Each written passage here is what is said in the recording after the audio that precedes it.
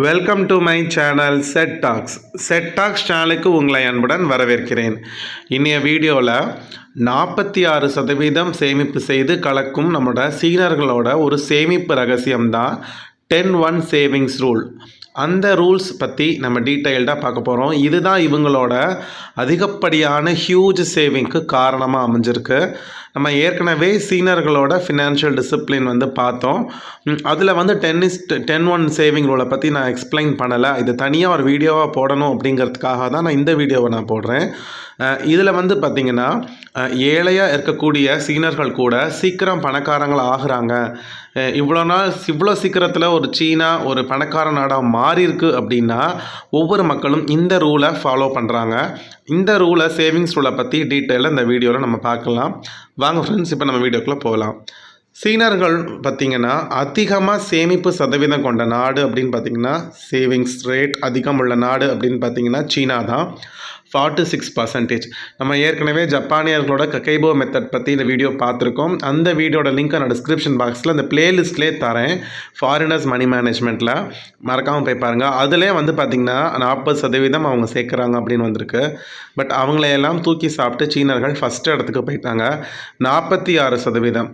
அவங்களோட மணி earning rate பார்த்திங்கன்னா கம்மியாக இருக்குது அப்படின்னு யூஎஸ் சர்வே சொல்லுது. பட் ஆனால் சேவிங்ஸ் ரேட் பார்த்திங்கன்னா 45.9%, கிட்டத்தட்ட 46% அவங்களோட வருமானத்துலேருந்து சேர்க்குறாங்க.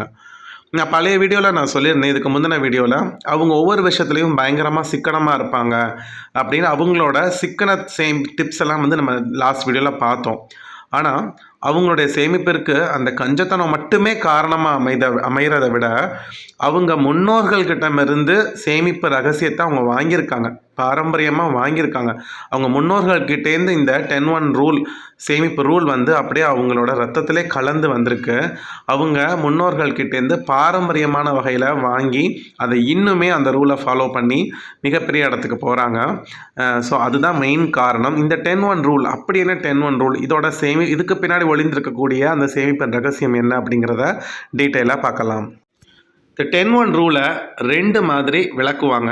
நான் ஃபஸ்ட்டு ரெண்டையுமே நான் இந்த வீடியோவில் சொல்லியிருக்கேன். ஃபஸ்ட்டு மெத்தட் எப்படி எக்ஸ்பிளைன் பண்ணுறாங்கன்னு பார்ப்போம். இப்போ 10-1 ரூல் அப்படின்னா, சீனா நாட்டோட பணத்தின் பேர் யுவான். ஸோ இப்போ ஒரு யுவான் அவங்க செலவு செய்யும் பொழுது, ஒரு யுவான் அவங்க செலவு செய்கிறாங்க அப்படின்னா 10 யுவானை அவங்க ஆல்ரெடி சேமித்து வச்சுருக்கணும்.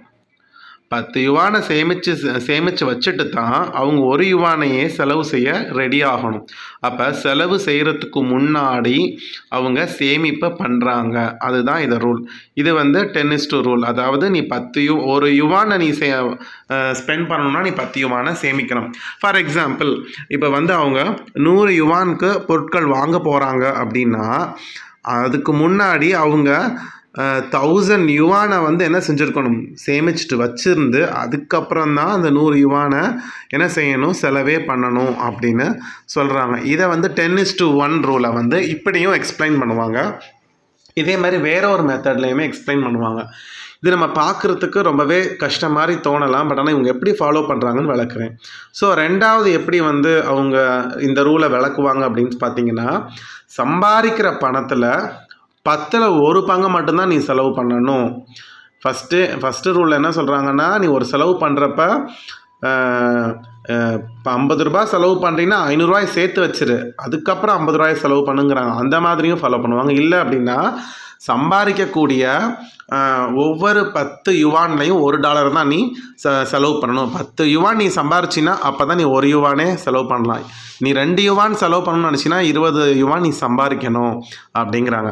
அப்போ இப்போ ஒருத்தவங்க 1000 யுவான் செலவு பண்ணணும் அப்படின்னா ஒரு மாதத்துக்கு எனக்கு 1000 யுவான் செலவாகும் அப்படின்னு அவங்க நினச்சாங்கன்னா அவங்களோட சம்பாத்தியம் 10,000 யுவானாக இருக்கணும்.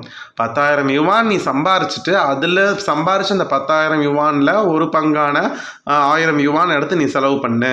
அப்போனா என்ன அர்த்தம், மிச்சம் 90% அவங்க சேமிக்க போகிறாங்கன்னு அர்த்தம். மிச்சம் 90% அவங்க செலவு பண்ண மாட்டாங்கன்னு அர்த்தம்.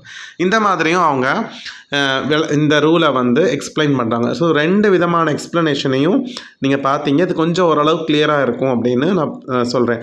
பட் எனக்கு மேலோட்டமாக பார்க்குறப்ப 2 விதமான எக்ஸ்ப்ளனேஷனும் ஒரே மாதிரி தான் இருக்குது. பட் ஆனால் ஃபஸ்ட்டு சொன்ன விஷயம் வந்து பார்த்திங்கன்னா, சம்பாதிக்கிறது கணக்கு வரல. நீ செலவு ஒரு பண்ணுறப்ப 10% அதோட சேர்த்து வச்சுட்டு ஒரு பங்கு மட்டும் செலவு பண்ணு அப்படிங்கிற மாதிரி இருக்குது. இதில் வந்து சம்பாதிக்கிறதுல 10ல் ஒரு பங்கு செலவு பண்ணு அப்படிங்கிற மாதிரி இருக்குது. ஸோ உங்களுக்கு இந்த 2 ரூலுக்கும் வித்தியாசமாக இருக்கா, இல்லை ஒரே மாதிரியான எக்ஸ்ப்ளனேஷன் தான் இருக்கா அப்படிங்கிறத சொல்லுங்கள். இது 2 மாதிரியும் எக்ஸ்பிளைன் பண்ணுறதுனால நம்ம சப்ஸ்கிரைபருக்காக நான் 2 மாதிரியுமே எக்ஸ்பிளைன் பண்ணிட்டேன்.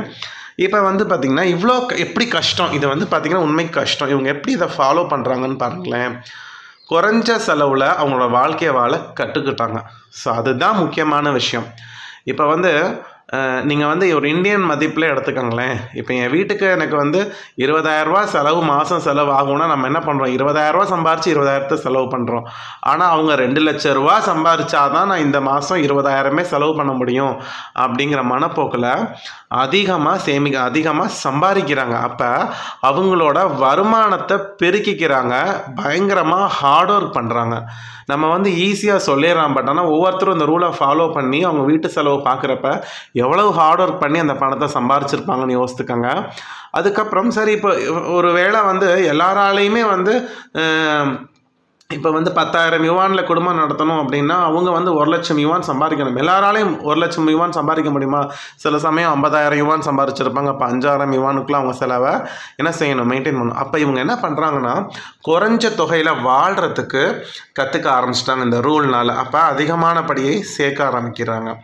அடுத்து இந்த விஷயம் வந்து பார்த்திங்கன்னா, இந்த 10-1 ரூல் அப்படிங்கிறது சேமிப்பு பழக்கத்தை மாத்திரம் வந்து அவங்களுக்கு கற்றுத்தரல, ஒரு பொருளாதார ஒழுங்கையுமே சீன மக்களிடம் வந்து அது வளர்த்துருக்கு. அதுதான் உண்மை.